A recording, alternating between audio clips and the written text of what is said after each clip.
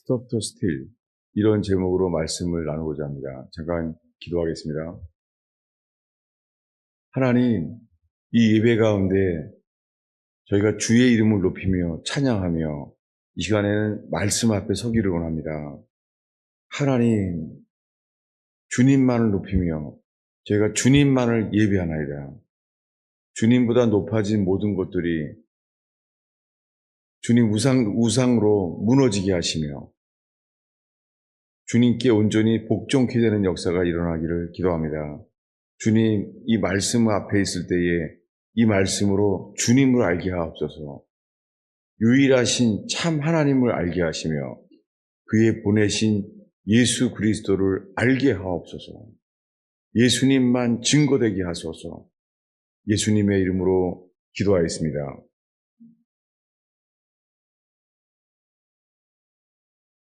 오늘 본문은 십계명입니다. 지금 읽은 출애굽기 20장 15절 16절은 십계명 중에 두 계명입니다. 도둑질하지 말라, 내 이웃에 대하여 거짓 증거하지 말라.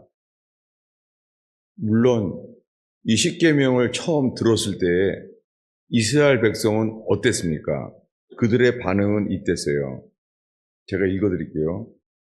이 출애굽기 20장에 십계명을 다 10가지를 말한 다음에 뭇 백성들이 우레와 번개와 나팔 소리와 산의 연기를 본지라 그들이 볼 때에 떨며 멀리 서서 모세에게 이렇게 말했습니다. 당신이 우리에게 말씀하소서. 우리가 들으리이다. 하나님이 우리에게 말씀하지 말게 하소서. 우리가 죽을까 합니다. 라고 말했어요. 여러분, 시내산에서 십계명을 하나님이 말씀했어요. 여러분, 십계명을 말씀했을 때 하나님께서 사람들을 죽으라고 말한 게 아니잖아요. 하나님의 말씀이 말씀으로 인하여 살아나기를 바랬잖아요.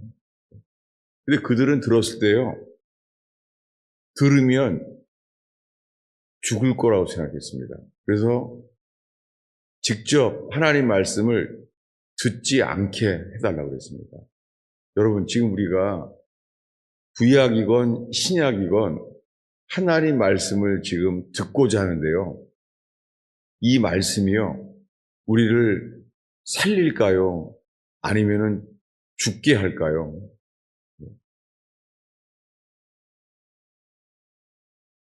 성경의 이 십계명은 율법입니다. 그런데 주님은 우리들에게 은혜로 구원하십니다. 여러분, 이 시간에 이 십계명 말씀이 이 율법으로만 전해지면은요, 우리는 죽을 거 아니에요. 그래서 주로 우리는 십자가에서 주님이 하신 일과 주님의 십자가에 주신 은혜를 강조합니다. 요한복음에서는 우리가 주의 영광을 보니 거기에는 은혜와 진리가 충만하다는 거예요. 은혜와 진리가. 예. 십계명은 진리잖아요. 예. 하나님이 말씀했잖아요. 이 10가지를. 근데 주님은 그리스도 안에서요, 은혜와 진리를 우리에게 주십니다. 예. 이 시간에 도둑질하지 말라, 내 이웃에 대하여 거짓 증거하지 말라. 이번 주에 이 말씀을 준비하면서 저는 주님이 주셨는지 지금 믿음으로 선포하고 있는지 저를 계속 살피게 되었습니다. 근데 공교롭게도 이 설교 제목이요, Stop the Steal. 이것이 현재 대한민국에서 나오는 그 책이 베스트셀러예요. 책 제목이 Stop the Steal이에요. 이 책 제목이 지금 베스트셀러인데요. 지금 그것을 오히려 가려놨습니다. 알리려고 하는 것이 아니라 이 책을 지금 가리고 있어요. 누군가는 이것을 사람들에게 알지 못하게 하고 있다는 것이죠. 책을 쓴 사람은 알리려고 하는 거죠. Stop the steal. 이 문장을 처음 말한 사람은 트럼프 대통령입니다. 트럼프 대통령이 지난번 선거에 졌습니다. 그래서 지난번 선거 동안에 그가 외쳤던 것이 Stop the steal이에요. 그 트럼프 대통령이 그것을 왜 외쳤죠? 그것은 트럼프 대통령 생각에 지난번 대선 때 그것은 도둑질이었기 때문입니다. 그것은 뭐냐면 전자개표기로 투표를 도둑질한 거예요. 이것을 대통령이 그때 외쳤습니다. 전 세계 미국을 통하여 다 외쳤습니다. 이것이 이 스탑 더 스틸, 이 도둑질한 거예요. 그런데 지난 12월 3일 날 한국의 대통령이 계엄령을 선고하게 된 이유가 바로 부정선거 때문이었습니다. 그런데 지금 이제 그동안에 한 달 동안 대한민국의 젊은이들도 관심을 갖기 시작했습니다.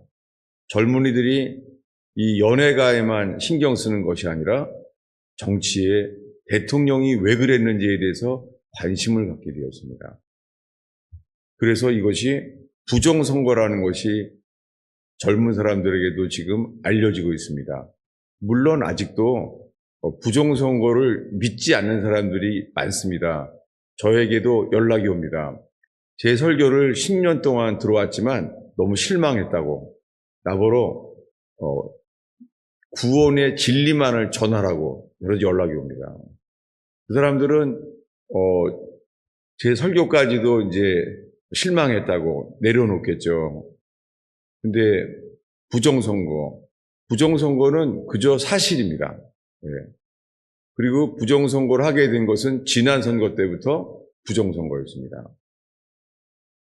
좀 감당하기 어려운 얘기죠. 왜냐하면 지난 대선 때 지난 대통령 선거도 부정선거입니다. 심각한 얘기죠. 대한민국의 주제가 뭐냐면 지금 도둑질이에요. 네. 투표수를 도둑질한 거예요.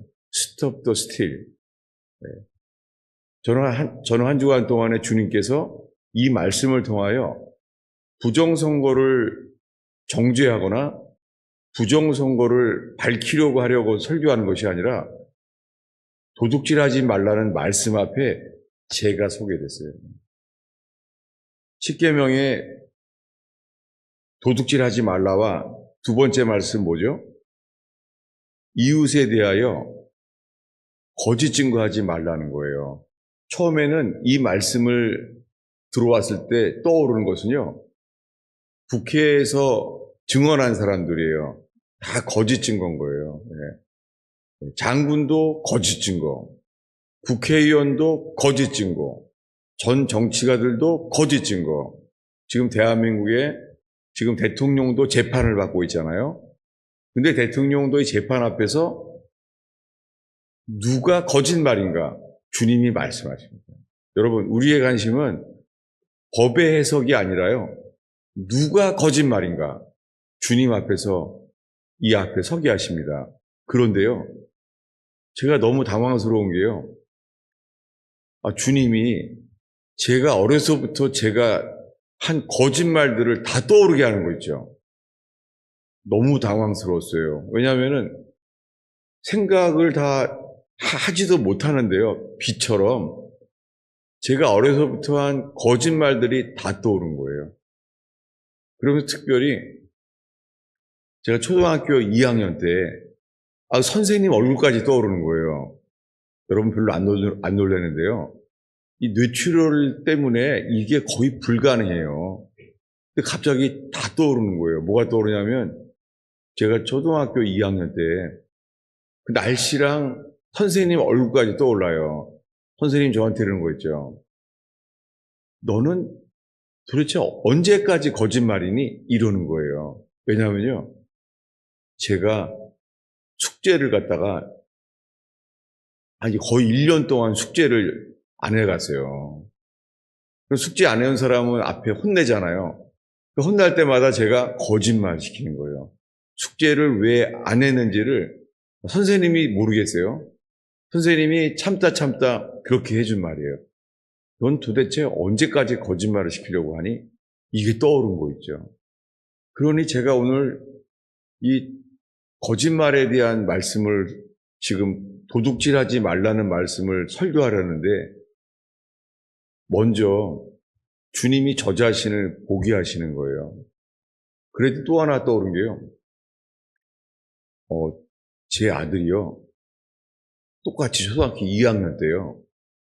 이스라엘 살 때죠. 이스라엘에서요. 숙제를 1년 동안 안 해온 거예요. 선생님이 저를 불렀어요. 선생님이 부르더니 이런 말이에요. 너네 둘이 알아서 해라. 네 아들이 숙제를 1년 동안 안 해갔다. 이러는 거예요. 제가 어떻겠습니까? 마음에 분노와 함께 있잖아요. 제가 이제 오면은 좀 때려줘야 되는데 어떤 몽둥이로 때려줘야 될까? 그래서 아들한테 네가 뭘 어떻게 맞아야 되는지 그 크기에 맞는 몽둥이를 가지고 와.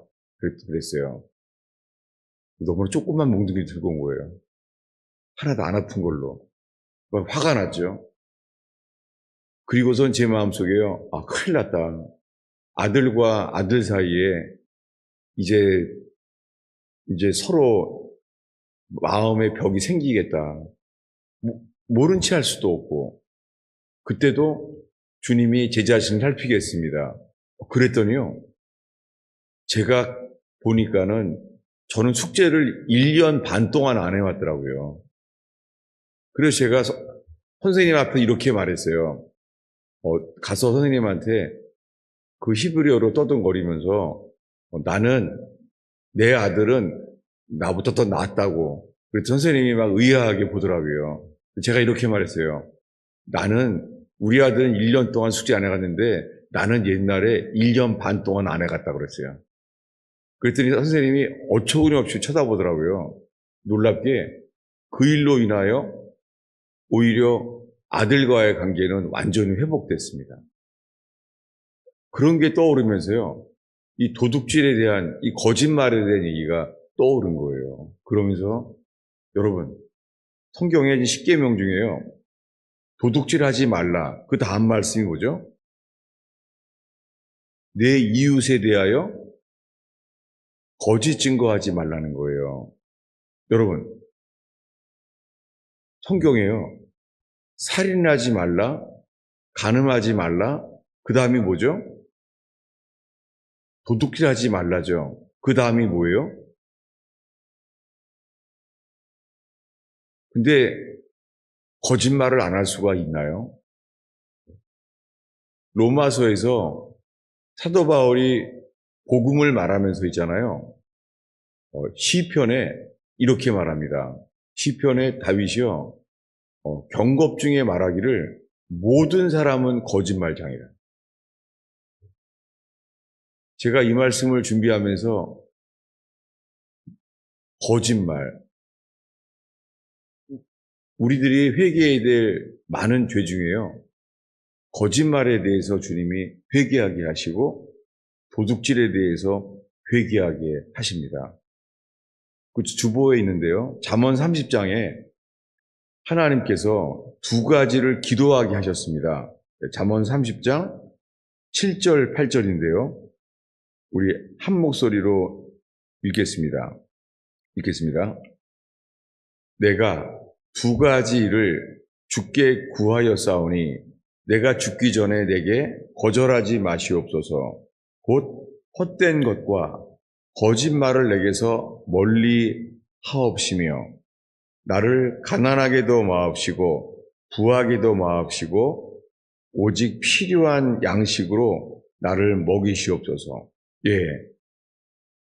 이 잠언 30장을 통하여 죽기 전에 내게 이것을 두 가지를 구한다는 거예요. 두 가지. 두 가지가 뭐죠? 첫 번째는 거짓말이에요. 두 번째는요. 구절을 읽겠습니다. 구절을 함께 읽겠습니다. 혹 내가 배불러서 하나님을 모른다 여호와가 누구냐 할까 하오며 혹 내가 가난하여 도둑질하고 내 하나님의 이름을 욕되게 할까 두려워함이니이다. 저는 이 말씀을 보면서 늘 탈북민을 기억합니다. 지금 북한에는 거의가 하루에 한 끼를 겨우 먹습니다. 겨우 살고 있는 것이죠. 그들이 탈북하면서 도둑질을 안 할 수가 없어요.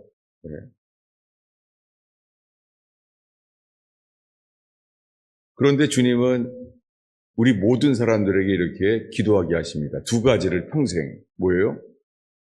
거짓말을 내게서 멀리 하옵시며. 여러분, 거짓말을 하지 말라는 건 십계명이에요. 근데 이 잠언 30장에서는요. 거짓말을 하지 않게 하옵시며가 아니라 거짓말을 내게서 멀리 하옵시며 이렇게 말하는 거죠. 그러면서 이유를 말했습니다. 왜냐하면 가난하여 도둑질을 하여. 여러분 우리가 가난하게 되면 굶어 죽게 되는데요. 굶어 죽게 되는 사람이 도둑질을 안 할 수가 있겠습니까? 지금 먹을 게 없어서 북한의 군대는 군대에서 먹지를 못하니까 민간인에게도 도둑질을 하게 된다는 거예요. 이것이 잠언의 기도가 이거죠. 지금 북한 땅에는 우리가 알고 있는 대로 인공위성에서 북한은 전 세계에서 깜깜하잖아요. 북한 쪽은. 남한은 밤에 온통 밝은데 북한은 깜깜하잖아요. 그것이 북한에 대한 영적인 상태를 말하는 것이죠. 왜 그렇습니까? 전 세계에 공산주의가 러시아와 중국에 다 퍼졌습니다. 그런데요, 하나님이 계신데 하나님이 없다고 하는 나라, 그게 거짓말이잖아요. 이걸 어떤 거짓말이라고 그래요? 영어로 뭐라고 말하는지 모르겠어요. 한국말은 이렇게 말해요. 시뻘건 거짓말이래요. 왜 시뻘건 거짓말이라고 그러죠? 그건 모르겠습니다. 하나님이 계신데 하나님이 없다고 말하는 사상의 나라. 거짓말이죠. 여러분, 그래서 이 중국 땅에서요, 이 전 세계에요, 부정선거를 도와주고 하고 있는 나라가 중국입니다. 그래서 지난 대선 때부터 그 부정선거로 패했다는 것을 알게 된 트럼프 대통령은 부정선거, Stop the Steal, 도둑질하지 말라고 전 세계에 외쳤습니다. 그는 최근에 다시 대통령직에 재선했습니다. 그는 지금 대선에 다시 취임되자마자 뭘 하죠? 네, 지금 부정선거를 조사하고 있습니다. 부정선거가 뭐예요? 네, 성경의 말씀으로 보면 부정선거는 도둑질입니다. 그리고 그 배경은 거짓말이에요. 여러분, 우리들은 주님이 뭐를 회개하라고 할까요? 그 다음 이야기입니다. 주보 아래쪽에 있는데요. 사무엘하 12장인데요. 이 말씀은 다윗이 범죄했을 때 나단 선지자가 한 말입니다. 우리 12장 4절부터요. 6절까지를 우리 한 목소리로 이 이야기 읽겠습니다. 어떤 행인이 그 부자에게 오매 부자가 자기에게 온 행인을 위하여 자기의 양과 소를 아껴서 잡지 아니하고 가난한 사람의 양새끼를 빼앗아다가 자기에게 온 사람을 위하여 잡았나이다 하니 하나님이 그 사람으로 말미암아 노하여 나단에게 이르되 여호와의 살아계심을 두고 맹세하노니 이 행한 그 사람은 마땅히 죽을 자라. 그가 불쌍히 여기지 아니하고 그런 일을 행하였으니 그 양새끼를 4배나 갚아 주어야 하리라 한지라. 예. 이 이야기는 나단 선지자가 한 이야기입니다. 하나님께서 나단의 입에 주셨어요. 이 스토리를. 근데 이걸 왜 준 거죠? 다윗이 밧세바를 취하여 간음죄와 살인죄를 졌습니다. 이 말을 하게 된 이유는 간음죄와 살인죄였습니다. 그런데 이 다윗을 회개케 하기 위하여 준비한 말씀은 있잖아요. 내용이 도둑질에 대한 거였어요. 그래서 한 부자가 자기 양은 아끼고 손님이 왔는데 가난한 양 하나밖에 없는 사람의 양을 자기 걸 아껴서 대신 손님을 대접을 했다는 거예요. 이 이야기를 듣고 다윗은요, 분노했습니다. 놀랍게요. 이거 자기 이야기였잖아요. 이 나단 선지자가 한 말은 다윗에게만 해당되는 말씀이잖아요. 근데요, 다윗은 회개하지 않은 채로 그는 몰랐어요. 자기 이야기라는 것을. 그래서 그는 분노했습니다. 다윗은요, 율법에 대한 의는 있었습니다. 그래서 분노했어요. 다윗이 뭐라고 말했습니까? 이런 일을 행하였으니 양새끼를 4배나 갚아주어야 하리라. 다윗이 분노하면서 율법에 대한 말씀을 말해요. 몇 배를 갚아야 돼요? 4배를 갚아야 된다는 거예요. 지금 다윗은 왜 4배를 갚아야 한다고 말을 하게 됐습니까? 그것은 주보 아래에 있는데요. 출애굽기 22장 1절인데요. 이 십계명의 이 마지막 부분에 있는 22장 1절을 우리 한 목소리로 읽겠습니다. 사람이 소나 양을 도둑질하여 잡거나 팔면 그는 소 한 마리에 소 5마리로 갚고 양 한 마리에 양 4마리를 갚을지니라. 무슨 죄를 말했던 거죠? 도둑질입니다. 여러분, 다윗이 지은 죄는 살인죄와 간음죄였어요. 근데 선지자 나단을 통하여 다윗을 회개케 하기 위하여 쓴 예화는 뭐예요? 도둑질이었습니다. 왜 그렇죠? 그리고는 십계명의 맨 마지막 말씀은요, 탐내지 말라는 거예요. 놀랍게 주님이 중한 죄, 살인죄와 간음죄, 이 2가지 죄에 빠져있는 다윗을 회개케 하기 위하여 사용한 죄는 십계명의 맨 마지막 부분에 대한 것으로 말했어요. 그것은 뭐냐면 도둑질하지 말라는 거예요. 주님은 대한민국에 주님이 회개의 길을 말씀하시고 있습니다. 그것은 뭐냐면 도둑질하지 말고 거짓 증거하지 말라는 거예요. 국회에 지금 탄핵 재판 속에서 너무나 많은 것이 거짓말이에요. 온통 거짓말이에요. 주님이 말합니다. 거짓말하지 마라. 그리고 뭐예요? 도둑질하지 말라는 거예요. 저는 주님께서 정말 적어도 이 가스펠 펠로우십을 통하여 모든 사람들의 삶에 대해서 이 말씀 앞에 있게 하십니다. 저는 이스라엘에 살았었잖아요. 주님께서 이스라엘로 가라고 했지만 비자가 없었어요.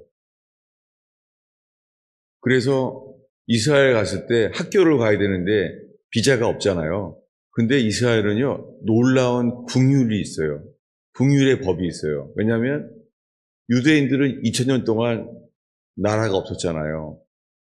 그래서 히틀러가 홀로코스트로 유대인을 많이 죽였기 때문에 그 이후에 유대인들이요, 이스라엘 땅으로 다 들어왔어요. 그게 다들 불법 체류자였습니다. 삶 자체가 그렇게 왔습니다. 그래서 이스라엘은요, 이런 법이 있어요. 저는 한국 사람인데도요, 제가 이제 유치원에 이제 문교부에 갔습니다. 갔더니요, 이렇게 말합니다. 제가 체류 신분이 없는 걸 알죠. 이렇게 말하는 거예요. 그 유대인 그 문교부에서요. 저한테 이러는 거예요. 너 이스라엘 땅에서 최초의 불법 체류자가 누군지 아니? 이렇게 말하는 거예요. 그래서 제가 뭐 가만히 있었죠. 그랬더니 이렇게 말하는 거예요. 이스라엘 땅에 최초의 불법 체류자가 아브라함이야. 이러는 거예요. 제가 평생에 잊을 수가 없어요. 왜냐하면은 문교부에서 저한테 하는 말이에요. 제가 신분이 없는데 뭐라고요? 아브라함은 최초의 불법 체류자야. 가나안 땅에 비자 없는데 믿음으로 들어온 사람이야. 잊을 수가 없어요, 제가. 왜 그러냐면 긍휼이 심판을 이깁니다. 대통령이 성경을 믿게 하는 최초의 대통령입니다. 케네디 이후에 미국에서는 성경을 금하게 만들었고 크리스마스를 심지어 최근까지도 없앴잖아요. 그런데 현재 대통령은 많은 불법 체류자들을 지금 체포하고 있습니다. 그리고 제가 기억납니다. 지금 한국 사회에서 LA는 더 심하고요. 50% 이상이 다 체류 신분이 없습니다. 그저 믿음으로 아브라함처럼 살고 있습니다. 주님은 말합니다. 긍휼이 심판을 이긴다고 야고보서는 말합니다. 그래서 이스라엘에서는요, 문교부의 법이 달라요. 뭐냐면 체류 신분이 없어도요, 누구든지 공부할 공부를 금하지 못하게 해요. 이게 뭐예요? 긍휼이 심판을 이깁니다. 전 오히려 우리가요, 십자가 앞에 설 때, 그리고 우리가 죽어서 오늘 찬성 부른 대로 우리가 천국 앞에 섰을 때요, 불꽃 같은 눈으로 바라보시는 하나님 아버지 앞에서 우리가 어떻게 설 수가 있겠습니까? 아무도 설 수 없죠. 여러분, 우리가 그때 천국에 들어갈 때 이렇게 말할 거예요. 긍휼이 심판을 이기고. 그리고 이것은 현재 지금도 역사합니다. 여러분, 이 가스펠 펠로우십의 예배 가운데요, 긍휼이 심판을 이기는 예수님의 은혜가 역사하는 시간 되기를 축원합니다. 우리가 지은 죄보다 죄사함의 은혜가 더 크다고 범브란트 목사님 말합니다. 범브란트 목사님은 죄책감 때문에 너무너무 괴로워했어요. 죄를 이길 수가 없는 거예요. 루터처럼 범브란트 목사님도 그랬어요. 근데 그가 이렇게 말합니다.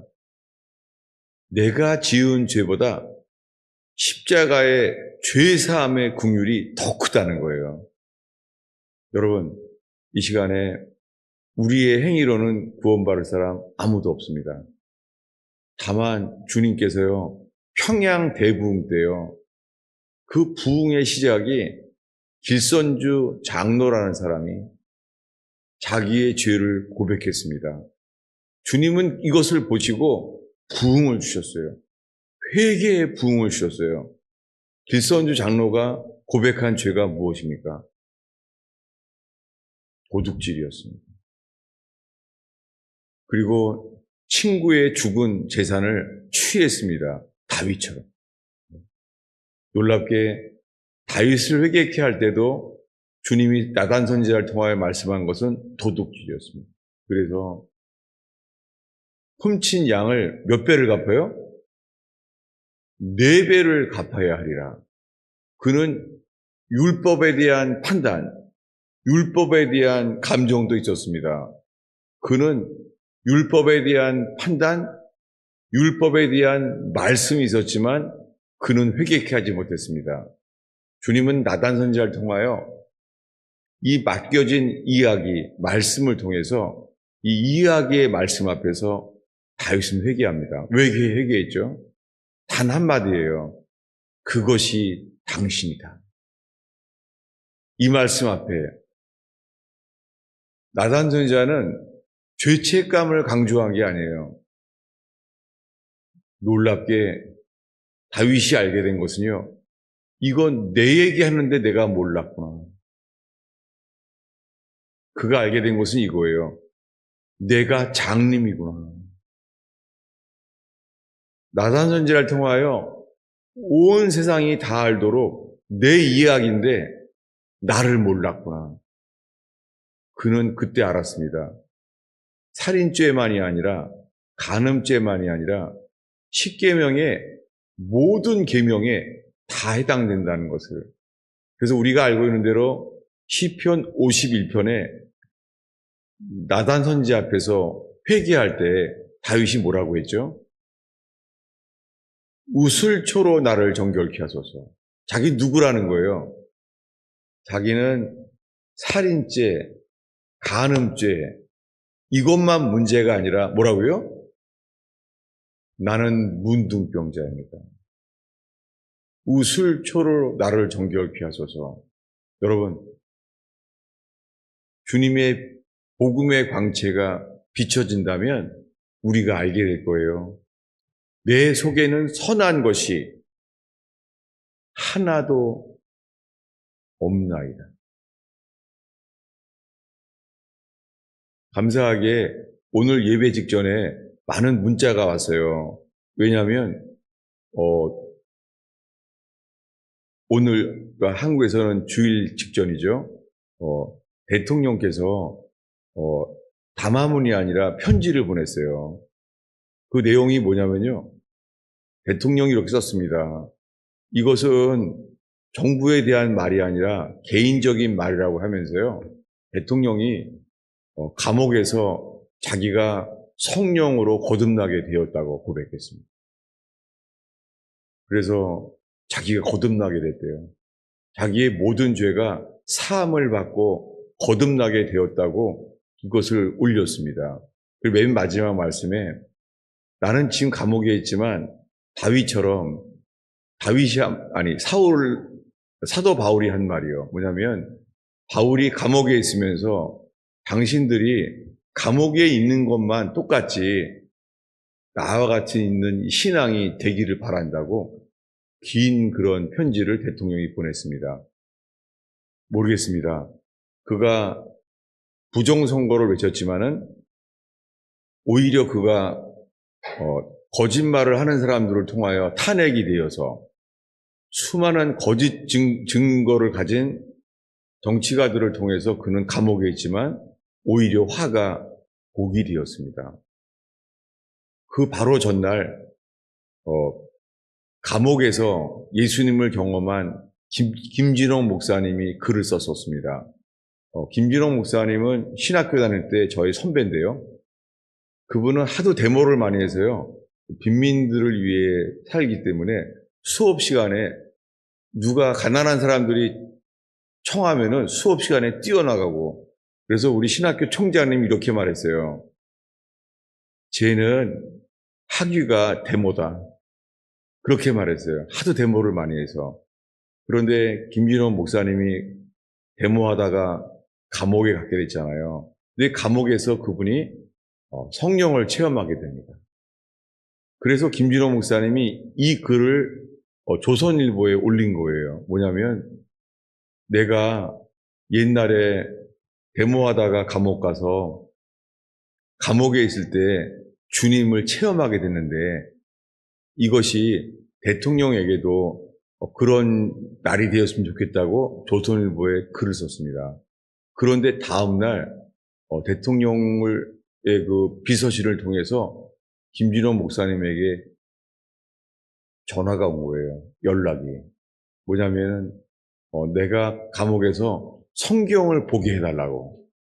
그래서 김진원 목사님이 자신의 그런 체험과 함께 성경책을 보냈습니다. 그렇게 지금 며칠이 지난 것이죠. 그 감옥에서 놀랍게 자기 자신은 거듭나게 되었다고 한 간증을 오늘 올리게 되었습니다. 모르겠습니다. 오늘 이미 준비된 설교는 도둑질하지 말라는 거였어요. 도둑질을 멈춰라. 이로 인해서 대한민국의 헌법재판소에서도 거짓말인데 국회도 거짓말인데 놀랍게 가장 먼저 대통령이 회개케 하시는 놀라운 주님, 다윗을 도둑질을 회개하게 하신 것처럼 여러분, 길선주 목사님이 자기의 도둑질을 회개한 것처럼 여러분 우리의 삶 속에 우리를 살펴보면서 거짓말을 했던 죄들 그리고 도둑질한 죄에 대해서 회개에 합당한 열매를 맺게 되는 그런 기회가 있기를 축원합니다. 오늘의 마지막 구절인데요. 주보 앞쪽에 있습니다. 네. 요한계시록 21장 27절입니다. 네, 우리 한 목소리로 읽겠습니다. 무엇이든지 속된 것이나 가증한 일 또는 거짓말하는 자는 결코 그리로 들어가지 못하되 오직 어린 양의 생명책에 기록된 자들만 들어가리라. 이게 복음이죠. 우리가 행위로 천국 들어갈 사람은 없죠. 그래서 요한계시록에서 말합니다. 무엇이든지 속된 것이나 가증한 일, 그리고 마지막에 또 거짓말하는 자는 결코 그리로 들어가지 못하되 오직 어린 양의 생명책에 기록된 자들만 들어가리라. 저는 이 말씀을 선포할 자격은 정말 없습니다. 왜냐하면요, 제가 뇌출혈에 쓰러졌을 때 주님이 많은 사람이 무저경에 떨어지는 걸 보면서 저를 온몸이 벌거벗은 채로 주님이 저의 허리를 들고 있었습니다. 그때 주님이 저에게 이렇게 물었어요. 주님이 저에게 나를 믿니? 라고 물었습니다. 그랬더니 제가요, 교리를 알잖아요. 제가 이렇게 말했어요. 믿습니다. 평생 한 말이 그건데 예수 믿습니다. 그리고 우리는 행위로 구원받지 못하고 믿음으로만 구원받는다는 걸 알았어요. 그래서 제가 말했습니다. 믿습니다. 그래서 믿는다고 말해야지 구원받는 거지. 그렇게 말했습니다. 근데 갑자기 주님이 침묵하시는 거예요. 유구무원. 놀랍게 주님이 아무 말도 하지 않는데 이 캄캄한 어두움의 무저경 앞에서 제가요 이렇게 말하게 됐어요. 지금 생각하면 좀 웃기는 얘기지만 제가 이랬어요. 잠깐만요 주님, 잠깐만요. 그래서 제가 이렇게 말했어요. 제가 이렇게 말을 하고 있더라고요. 내가 당신을 어떻게 믿습니까? 내가 이렇게 말했어요. 너무 놀랐어요. 제가 성경대로 말한 믿습니다. 이 말은 거짓말이고요. 제 속에서 진심이 나오는데 제가 이러는 거예요. 내가 당신을 놀지, 붙을지, 계속 붙들고 있을지, 놀지, 내가 어떻게 당신을 믿습니까? 내가 이렇게 말했어요. 너무 놀랐어요.